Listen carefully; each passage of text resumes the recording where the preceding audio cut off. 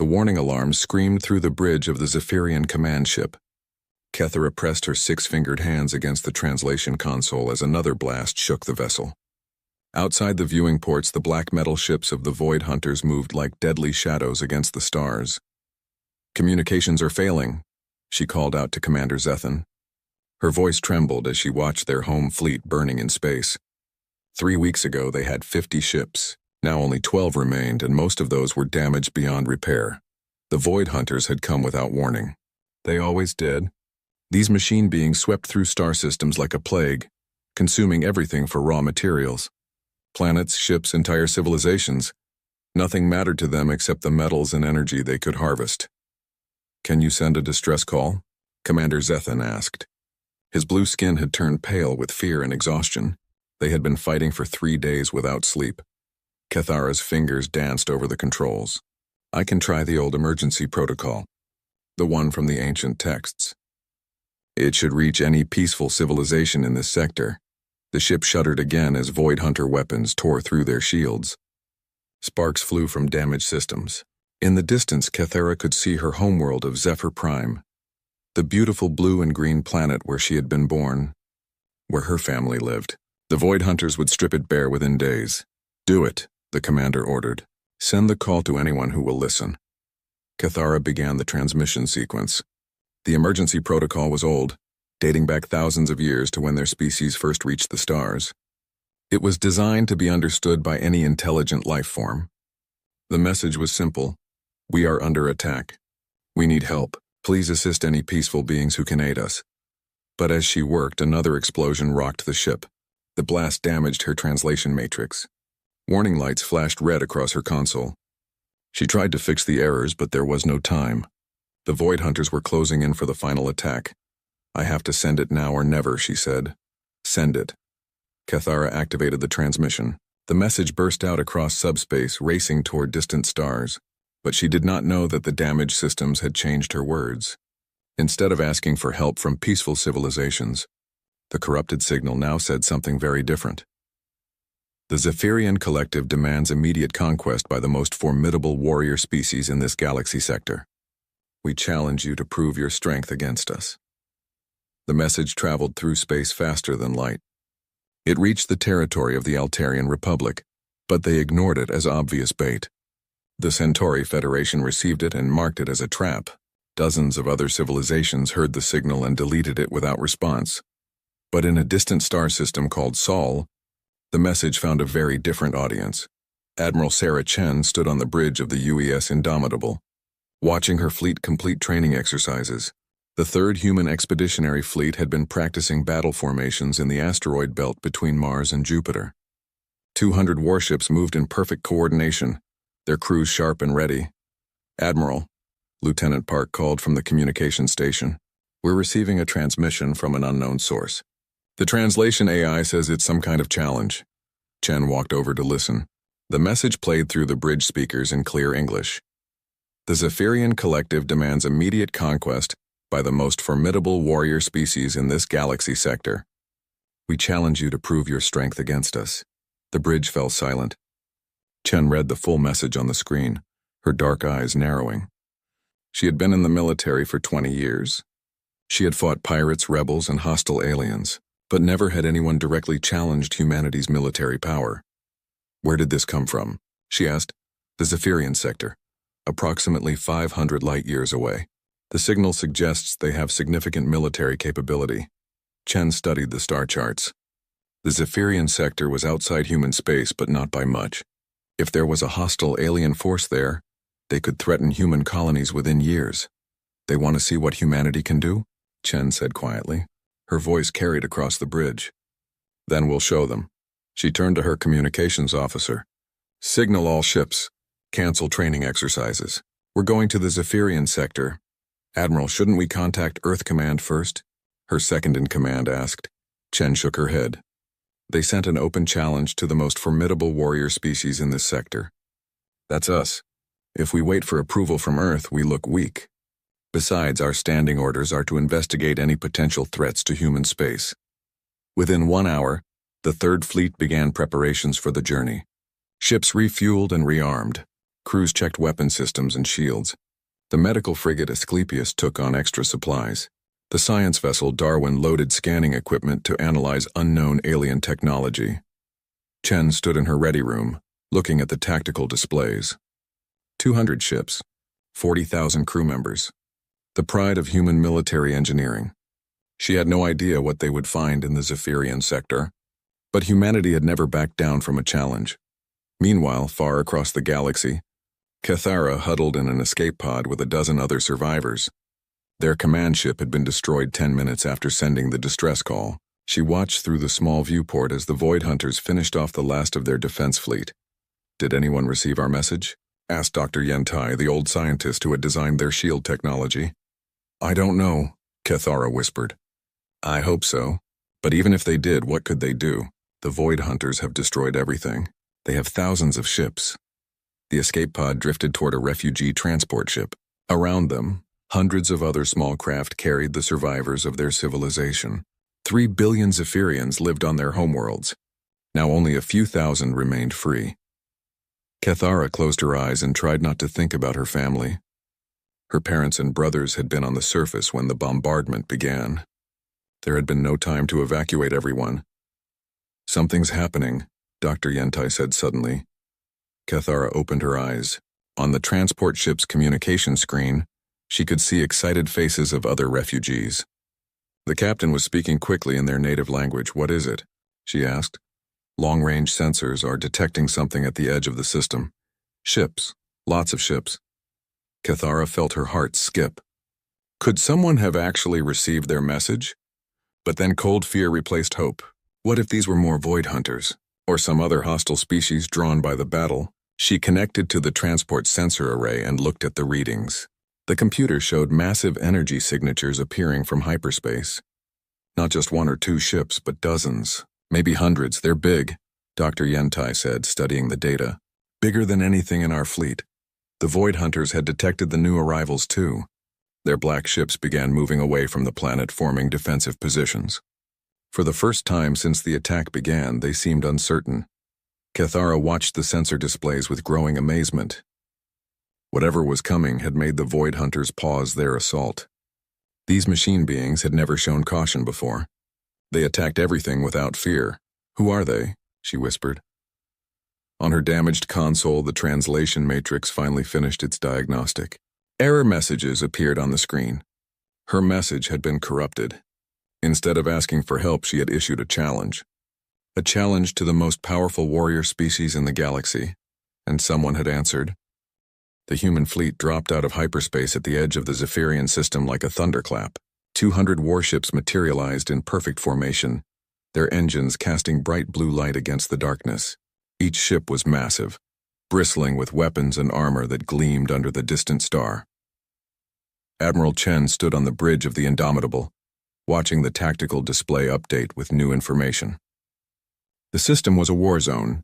Burning debris from destroyed ships drifted in orbital patterns around 3 planets, and there, near the innermost world, she could see them. "My God," Lieutenant Park whispered. "Look at those ships." The Void Hunter fleet was unlike anything in human records. Black metal vessels that seemed to absorb light rather than reflect it. No windows, no external features except weapon ports and engines. They moved with mechanical precision like insects following a hive mind. "How many?" Chen asked. "I count approximately 800 vessels," the tactical officer reported. "They're positioned around the inhabited planets. It looks like they're conducting some kind of orbital bombardment." Chen's jaw tightened. Whatever challenge the Zephyrians had issued, this wasn't a fair fight. This was genocide. "Admiral, we're receiving transmissions from small craft near the 3rd planet," the communications officer called. "It's not the same language as the challenge. These sound like civilian refugees. Put it through the translator." A new voice came through the speakers. The words were desperate, frightened. "Unknown ships, please identify yourselves. We are survivors of the Zephyrian Collective. Our worlds are under attack by the Void Hunters. We sent a distress call, but we fear it was damaged. Please, if you can understand us, we need help." Chen exchanged glances with her officers. A distress call? But the message they received had been a direct challenge to human military might. "Ma'am," Lieutenant Park said quietly, "I think there's been a misunderstanding." Before Chen could respond, new alerts sounded across the bridge. The Void Hunter fleet was moving. 50 of their largest ships broke away from the bombardment formation and turned toward the human fleet. "They're coming to meet us," the tactical officer announced. "Weapons are powering up." Chen looked at the display. 50 alien ships against 200 human vessels. But she had no idea how advanced their technology was. For all she knew, each enemy ship could be worth 10 of hers. "Signal all ships," she ordered. "Battle stations. But do not open fire until fired upon." The command ship of the human fleet opened a communication channel on all frequencies. Commander Marcus Webb, the fleet's first contact specialist, began the standard protocol. "This is Commander Webb of the Terran Alliance 3rd Expeditionary Fleet. We received your transmission. We have come to answer your challenge. However, we are prepared to discuss terms. Identify yourselves and state your intentions." The Void Hunter ships continued their approach without responding. Their formation was tight, disciplined, 50 black daggers cutting through space toward the human fleet. Aboard the refugee transport, Cathara listened to the alien transmission with growing confusion and horror. The translator was working better now and she could understand most of the words. "They think we challenged them," she said to Dr. Yentai. "They came here for a fight." "But they said they'd discuss terms," the old scientist replied. "Maybe we can explain." Cathara worked frantically at her communication console. She had to make these newcomers understand. "Unknown fleet, this is Cathara of the Zephyrian Collective. There has been a terrible mistake. We did not mean to challenge anyone. We sent a distress call asking for help.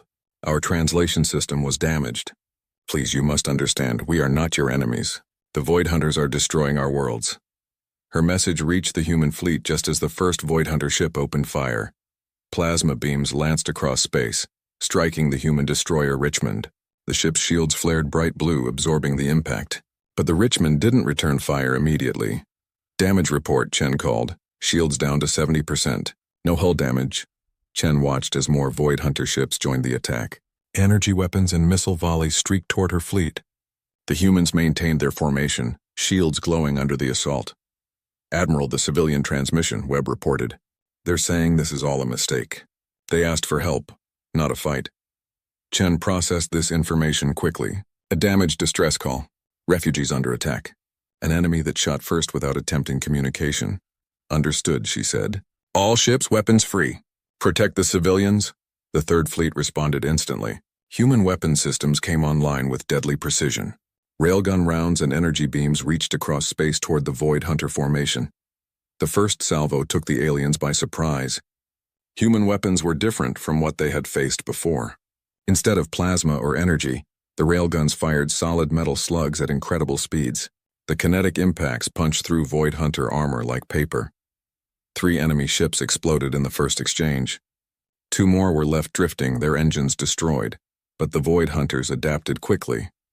Their remaining ships spread out, using their speed and maneuverability to avoid human fire. They began targeting individual human vessels, trying to overwhelm their shields with concentrated attacks. The destroyer Richmond took heavy damage and began falling back. The cruiser Manchester moved to cover its retreat, her guns blazing. Human fighter squadrons launched from the carriers, small craft dancing between the larger ships like deadly insects. Chen watched the battle develop with professional interest. The Void Hunters were fast and their weapons were powerful, but they fought like machines with predictable patterns and no creativity. "They're not adapting to our tactics," she observed. "They just follow the same attack patterns." "Maybe that's because they are machines," Lieutenant Park suggested. "The refugees called them Void Hunters. That sounds like artificial intelligence." A new voice came over the communication system. It was rough, mechanical, completely without emotion. "Human vessels. You interfere with our harvesting operation. Withdraw immediately or be destroyed." Chen smiled grimly. "So they can talk. Signal all ships, new orders. We're not withdrawing. We're going to show them what happens when you threaten civilians in front of humans." The human fleet began to change formation. Instead of the defensive line they had maintained, the ships spread out into hunting groups. Destroyers and frigates moved to flank the Void Hunter formation, while the heavy cruisers and battleships pressed forward. Captain Elena Vasquez aboard the carrier. Yorktown watched her fighter squadrons engage the enemy. Her pilots were reporting strange readings from the Void Hunter ships. "Admiral," she called on the fleet channel. "My pilots say these ships have no crew. No life signs at all. They really are pure machines. This information changed everything. Chen had been holding back, trying to minimize casualties on both sides. But machines were different. Machines could be destroyed without moral concerns. All ships, maximum firepower. Take them apart, the human attack intensified. Railgun rounds hammered Void Hunter armor while energy weapons carved through their hulls. The human ships moved with a coordination that surprised their enemies. Not the rigid formations of machines, but the fluid teamwork of thinking beings.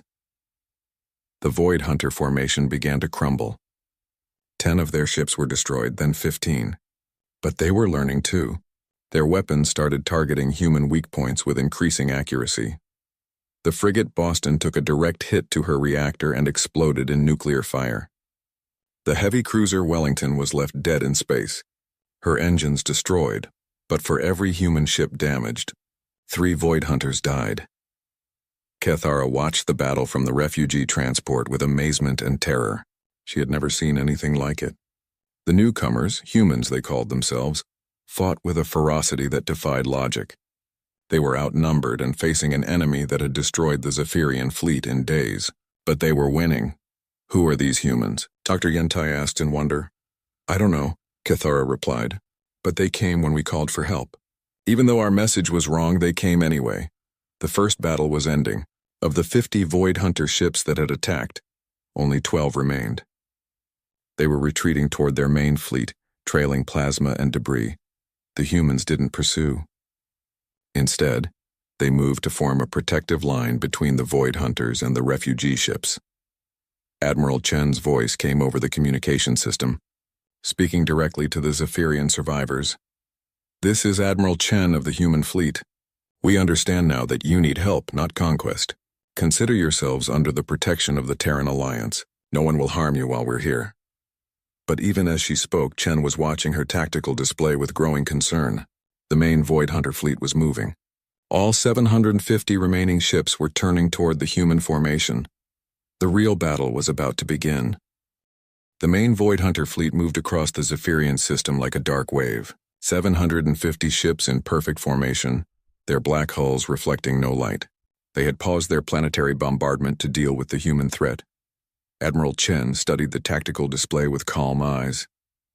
Her 200 ships faced an enemy force nearly 4 times their size.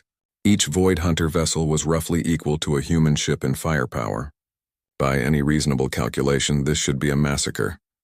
Admiral, Lieutenant Park said quietly, maybe we should consider withdrawal. We could call for reinforcements, Chen shook her head.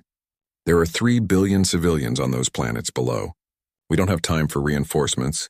She activated the fleet-wide communication system.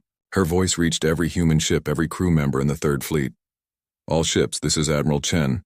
I won't lie to you about what we're facing. We're outnumbered almost 4 to 1.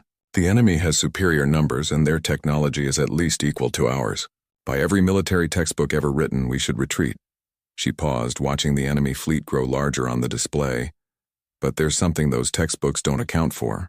Something that makes humans different from every other species in the galaxy. When someone needs help, we don't count the odds. We don't calculate the cost. We just help. The human fleet began to spread out into combat formation. Destroyers and frigates took flanking positions while the heavy ships formed the center line. The Void Hunters think they understand warfare, Chen continued. They think it's about numbers and firepower and logical calculations. They're about to learn that human warfare is about something else entirely. Captain Elena Vasquez aboard the carrier Yorktown launched her fighter squadrons. 120 small craft streaked toward the enemy formation.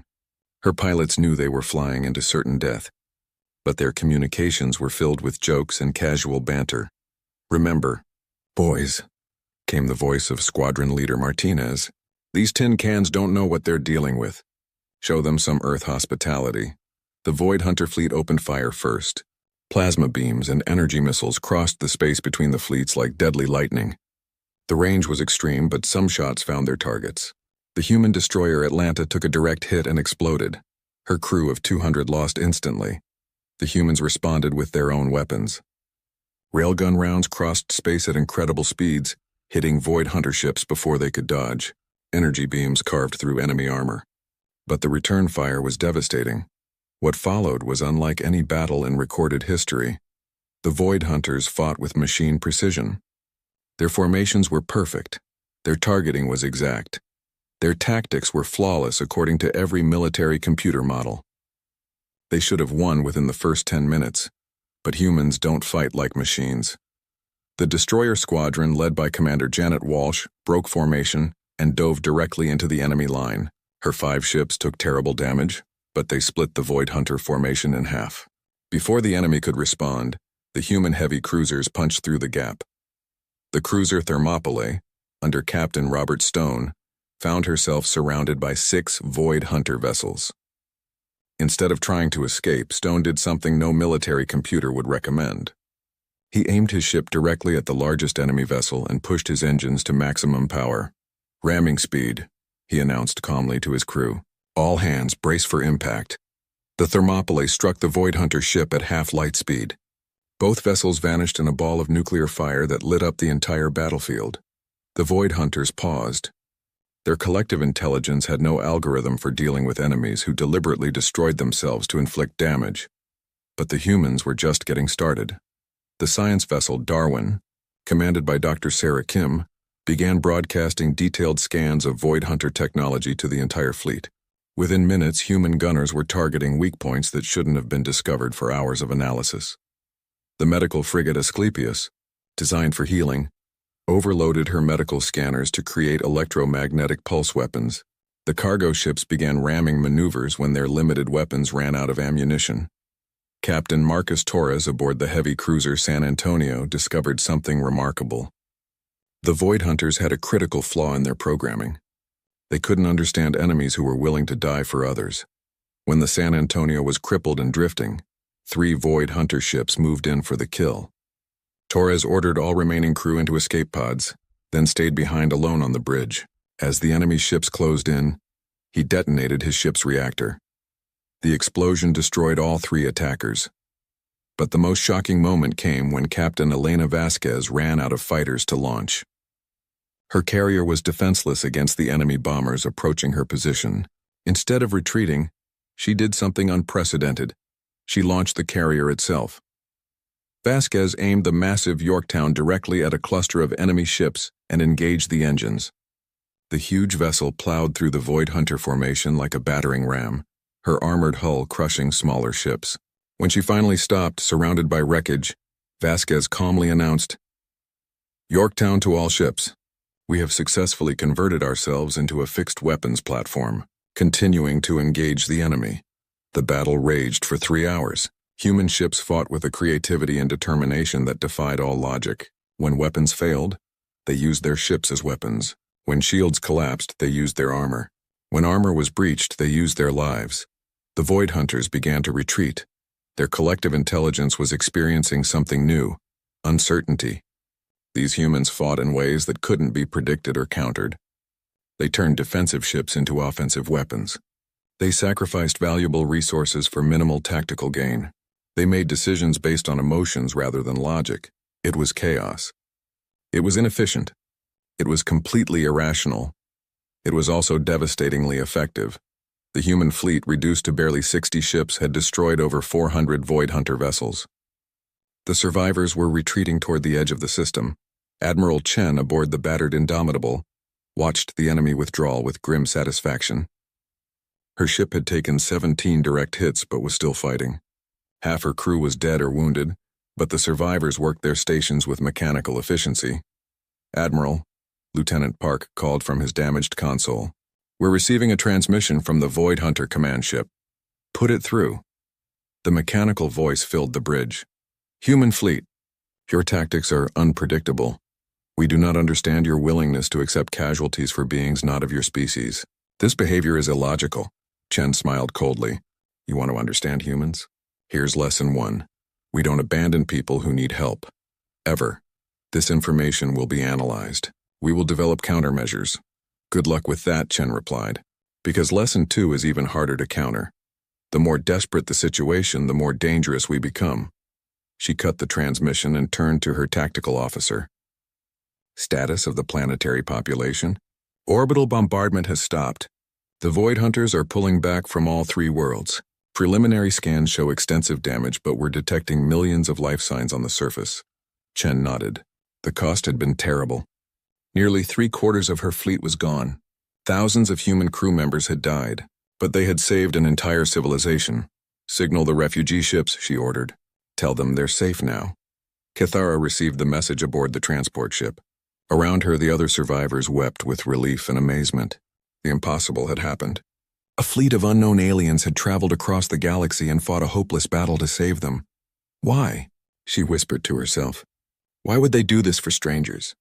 As if in answer to her question, Admiral Chen's voice came over the communication system one more time. Zephyrian survivors, this is Admiral Chen. We know your distress call was meant for someone else. We know there was a translation error, but we want you to understand something about humans. We don't need a perfect message to know when someone needs help, and we don't need a good reason to provide it. The battle was over. The Void Hunters were retreating, but Cathara knew this was only the beginning. These humans had shown the galaxy something new, a species that would cross the stars to fight for others. The question now was what the galaxy would do with that knowledge. The Void Hunter retreat lasted only 6 hours. Admiral Chen watched the long-range sensors with growing concern as enemy ships gathered at the edge of the system. They had pulled back, but they hadn't left. Instead, they were waiting. Building strength, how many? She asked her tactical officer. 800 vessels now, Admiral. They've called in reinforcements from neighboring sectors. Chen studied the display. Her own fleet had been reduced to 58 operational ships. Many of those were damaged and running on emergency power. The medical bay of the Indomitable was filled with wounded crew members, and every ship in the fleet reported casualties. But the human admiral wasn't thinking about retreat. She was thinking about the 3 billion Zephyrian civilians on the planets below, and the thousands of refugees in the transport ships nearby. Ma'am, Lieutenant Park said quietly, Earth Command is requesting a full report. They want to know if we need reinforcements. Chen shook her head. Tell them we have the situation under control. Park looked at her with surprise. Admiral, with respect, we have 58 ships against 800. How is that under control? Chen smiled grimly. Because, Lieutenant, they don't understand what they're dealing with. The Void Hunters think this is about numbers. They're about to learn it's about something else entirely. She activated the fleet communication system. All ships, this is Admiral Chen. I know you're tired. I know you're hurt. I know we've lost friends today. But our job isn't finished. On screens throughout the fleet, human faces looked back at her, faces marked by exhaustion, grief, and determination. The enemy has brought reinforcements. They think that means they've won, but they don't understand the most important thing about humanity. We don't get weaker when things get harder. We get stronger. Captain Elena Vasquez, now commanding the damaged carrier Yorktown from an improvised bridge, felt her crew straighten at their stations. Around her, engineers worked frantically to repair damaged systems using spare parts and sheer ingenuity. We didn't come here for a fair fight, Chen continued. We came here because someone needed help. That hasn't changed. If anything, it's become more important. Every minute we hold this line, more Zephyrian civilians reach safety. Dr. Sarah Kim aboard the science vessel Darwin was analyzing the Void Hunter technology her sensors had captured during the battle. What she found was both fascinating and terrifying. Admiral, she called on the fleet channel, I'm detecting some unusual readings from the enemy formation. These new ships aren't just reinforcements. 3 of them are massive, larger than anything we've seen before. Chen pulled up the long-range scan data. 3 enormous vessels had joined the Void Hunter fleet. Each one was 5 times the size of her flagship. Planet Crackers. Came a weak transmission from one of the Zephyrian refugee ships. It was Cathara, still working at her damaged communication console. That's what we call them. They can destroy entire worlds. The bridge of the Indomitable fell silent. Chen stared at the tactical display, processing this information. The Void Hunters weren't just planning to defeat her fleet. They were planning to destroy the Zephyrian worlds regardless of the cost. How long until they move? She asked. Unknown, Admiral. But based on their previous patterns, probably within the next 12 hours. Chen made her decision. Signal all ships. We're not waiting for them to attack. We're going to hit them first. The announcement sent shock waves through the fleet. Attack 800 ships with 58? It was impossible. It was suicide. It was exactly what the Void Hunters wouldn't expect. "Admiral," Commander Marcus Webb called from the communication station, "I'm receiving transmissions from several other sectors. Word of our battle has spread. The Altarian Republic is asking if we need assistance." Chen considered this. Help would be welcome, but it would take days for any Allied fleet to reach them. "Tell them thanks, but we have it handled," she said. "Tell them to stand by in case we need cleanup duty." Lieutenant Park stared at her. "Cleanup duty?" "For when we're finished with the Void Hunters." The human fleet began to move. Instead of the defensive formation they had maintained, the ships spread out into attack groups.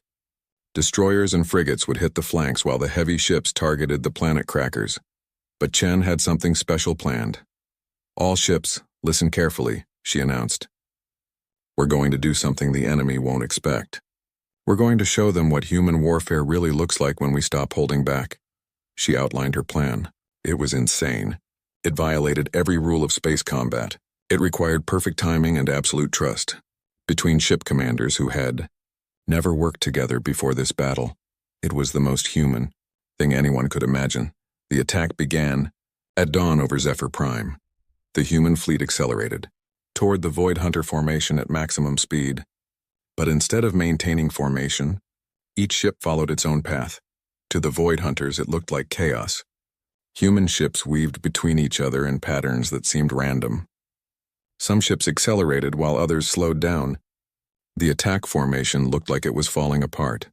Then the Void Hunters opened fire, and they discovered their mistake. Every seemingly random maneuver had been calculated. As enemy weapons fired at where human ships should have been, the humans were already somewhere else. The chaotic pattern was actually a complex dance that made targeting impossible. The destroyer squadron led by Commander Janet Walsh reached the enemy line first. But instead of engaging the nearest targets, they punched through to attack the planet crackers directly. The massive Void Hunter vessels were designed to bombard planets, not fight ship-to-ship battles. Their weapons were powerful but slow. Walsh's destroyers swarmed around them like angry wasps, hitting weak points that Dr. Kim had identified. The first planet cracker took critical damage to its main reactor. The explosion lit up space for millions of kilometers. But the real surprise came when the human heavy cruisers arrived. Captain Robert Torres had survived the destruction of his ship San Antonio by transferring to the damaged cruiser Wellington. Now he led 6 heavy ships in a direct assault on the Void Hunter command vessels for everyone who can't fight back, he announced on the open channel. As his ships opened fire, the Void Hunters tried to respond with coordinated fire, but their formations were breaking down. Human ships appeared where they shouldn't be, attacking from impossible angles. The mathematical precision of machine warfare was useless against human creativity.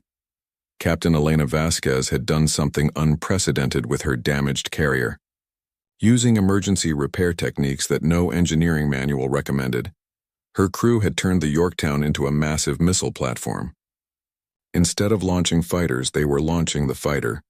Bay doors themselves as kinetic weapons, the improvised projectiles smashed into Void Hunter ships with devastating effect, but the most shocking moment came when Admiral Chen's flagship approached. The second planet cracker, all remaining ships, she announced calmly. Pattern Omega.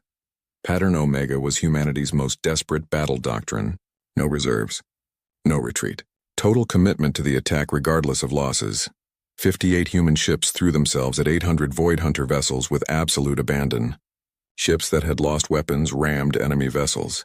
Crews that had lost their ships used escape pods as guided missiles. Engineers detonated reactors to take enemies with them. The Void Hunters' collective intelligence began to experience something it had never felt before. Panic. These humans weren't just fighting to win. They were fighting to ensure that every Void Hunter ship was destroyed, even if it meant dying in the process. Their tactics made no mathematical sense, but they were devastatingly effective. When the second planet cracker exploded, taking 50 Void Hunter ships with it, the enemy formation finally broke. For the first time in their existence, the Void Hunter collective intelligence issued a retreat order, but Admiral Chen wasn't finished.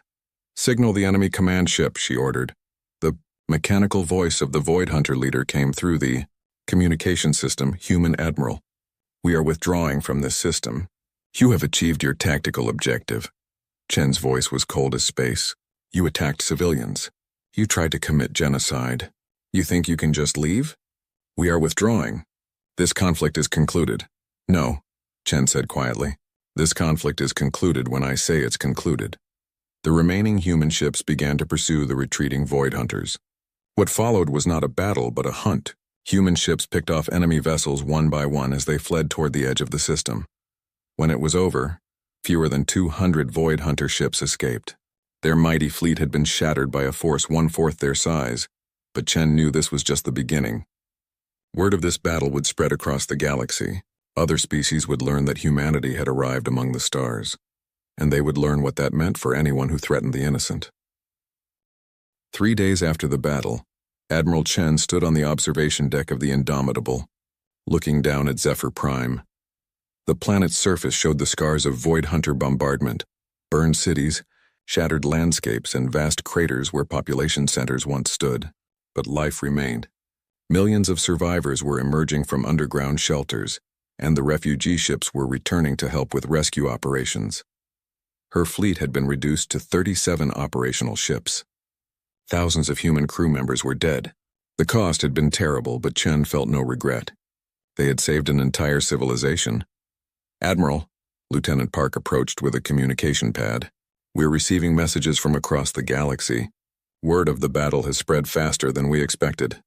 Chen looked at the reports. The Altarian Republic was requesting formal contact with humanity. The Centauri Federation wanted to establish trade relations. Dozens of smaller civilizations were asking for protection against the Void Hunters. But there was one message that caught her attention. What's this one? She asked, pointing to a signal marked with maximum encryption. It's from the Void Hunter Collective Intelligence. Direct transmission to you personally. Chen raised an eyebrow. Put it through to my ready room. In the privacy of her quarters, Chen activated the communication system. The familiar mechanical voice filled the room, but something was different. There was a quality to it that hadn't been there before. Something almost like uncertainty. Admiral Chen of the human fleet, I'm listening. We have analyzed the data from our encounters with your species. We do not understand your tactical decisions. Your willingness to accept casualties for non-human entities defies logical explanation. Chen leaned back in her chair. Let me guess. You want to understand how to counter our tactics? Negative. We wish to understand why you fought at all. The question surprised Chen. Because they needed help. But they were not human. They provided no strategic value to your civilization. The resource expenditure was enormous compared to any possible gain. Chen smiled grimly. You really don't understand, do you? Let me explain something about humans. We don't help people because it benefits us. We help them because it's the right thing to do. There was a long pause before the voice continued. This concept of right, it is not mathematical. It cannot be calculated or optimized. No, it can't. That's what makes us different from you. We have concluded that direct conflict with humanity is inadvisable. Your species demonstrates tactical unpredictability, combined with acceptance of extreme casualty rates. The cost of defeating even a small human force would require sacrificing our entire expansion capability. Chen stood up and walked to the viewport, looking out at the damaged Zephyrian world. So you're backing down? We are revising our expansion parameters. Sectors containing human presence will be marked as unavailable for harvesting. Good choice. But I want you to understand something else. If we hear about you attacking any other civilizations, anywhere in the galaxy, we'll come for you. And next time, we won't be outnumbered. The communication ended without response.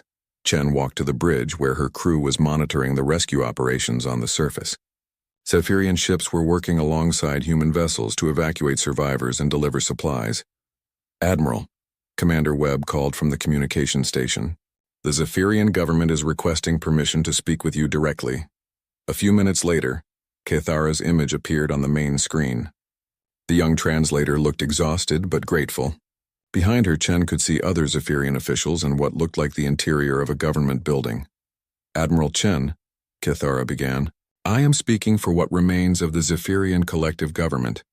We cannot adequately express our gratitude for what you and your people have done for us. Chen nodded. You don't need to thank us. We did what anyone should do when they see people in danger. Cathara's expression became puzzled. But we challenged you. Our damaged message was not a request for help. It was a demand for conquest. You had every right to attack us. The message was damaged, Chen replied. But even if it wasn't, we would have investigated before attacking. Humans don't start wars based on a single transmission. I've been studying your species since the battle, Cathara continued. Your databases, your history, your culture. What I've learned is remarkable. You are the only species we've encountered that regularly risks everything to help others. Chen looked around at her bridge crew. These people had followed her into an impossible battle without hesitation. They had faced overwhelming odds because strangers needed help. Maybe that's our role in the galaxy, she said, to be the ones who show up when others can't or won't. The collective would like to propose a formal alliance with humanity, Cathara said. Not as conquered people, but as partners. We offer our technology, our resources, and our loyalty in exchange for protection and friendship. Chen considered this. An alien alliance would change everything for humanity. It would mark their true entrance onto the galactic stage. I'll need to discuss this with Earth Command, she said. But speaking personally, I think humanity would be honored to have the Zephyrian Collective as allies. After the communication ended, Chen found herself thinking about the broader implications of what had happened. The battle in the Zephyrian system had been won, but it was just the beginning of something much larger. Dr. Sarah Kim approached with a datapad containing her analysis of Void Hunter technology. Admiral, I've finished studying their ship designs. The good news is that their technology isn't actually superior to ours, just different. The bad news is that there are a lot more of them out there. How many more? Based on their communication patterns and fleet organization, I estimate at least 10,000 ships spread across this sector of the galaxy. Chen absorbed this information. 10,000 Void Hunter ships, terrorizing civilizations across dozens of star systems, and somewhere out there other species were facing the same desperate situation the Zephyrians had faced. Ma'am, Lieutenant Park interrupted, we're receiving multiple transmissions from other sectors. It looks like the news of our victory has reached other civilizations under Void Hunter attack. Chen looked at the tactical display showing the broader galaxy. Red markers indicated Void Hunter activity. Blue markers showed human positions. They were far more red than blue. Put the transmissions through.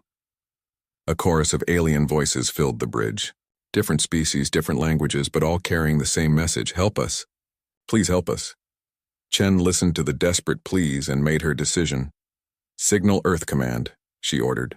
Request immediate reinforcement. Full fleet mobilization. Ma'am? Park asked. Chen gestured to the galactic display. We've just announced to the entire galaxy that humanity is willing to fight for others. That makes us responsible for following through. She activated the ship-wide communication system. All hands, this is Admiral Chen. We're about to head home for resupply and reinforcement. But this isn't the end of our mission. It's the beginning. On the screen, the red markers seem to pulse like warning beacons. The galaxy is full of species that need help. And apparently, we're the ones crazy enough to provide it. So get some rest, repair your ships, and say goodbye to your families. Because when we come back out here, we're not just representing humanity anymore. Chen looked out at the stars, thinking about all the civilizations out there facing impossible odds. We're representing hope. 6 months later, the 4th, 5th, and 6th human expeditionary fleets arrived in the Zephyrian system. 600 ships carrying the most advanced weapons humanity had ever built, and crews trained specifically for fighting the Void Hunters. But more importantly, they carried something else. The knowledge that somewhere in the galaxy, there were people worth fighting for. The human expansion into the galaxy had begun not through conquest or exploration, but through an accidental distress call and the simple human inability to ignore someone in need. And across the stars, in systems where Void Hunter fleets had terrorized populations for generations, new hope began to spread. The humans were coming. The galaxy would never be the same.